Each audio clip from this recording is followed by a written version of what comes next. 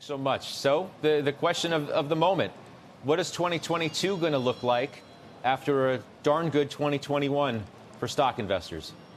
Well, I think it's basically more of the same. The government has put, by my reckoning, roughly $6 trillion into the economy since COVID started. This money just keeps circulating. We cannot meet demand due to labor shortages and bottlenecks and people choosing to stay home and clogged up ports.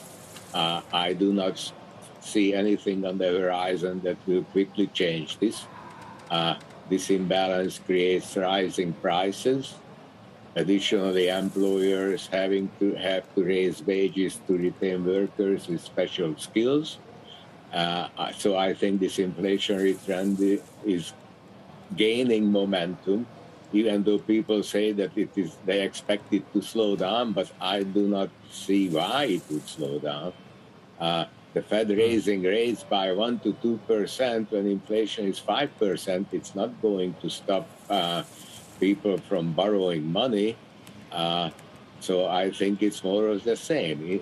If interest rates go much higher, the debt service will add to the budget deficit and to be financed by additional new money, further increasing inflationary pressure. So I think the economy How will you look is back? fine. Sorry? I'm sorry for interrupting you. How will you look back at 2021 in terms of the overwhelming presence that the retail investor has had this year, the meme stock mania that we all witnessed? How will you process all of that? Was that a moment in time, or is that something that's here to stay? So actually, the meme stock mania scares me because that says to me that people are not looking at fundamentals, and this is just people throwing money at things, and that cannot come to a good end.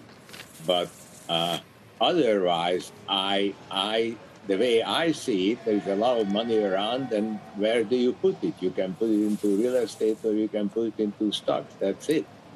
And by the way, when you put the money in there, that doesn't mean that the money has been spoken for, because for every buyer there is a seller, and the seller will now have the money, and he'll have to do something with it, right?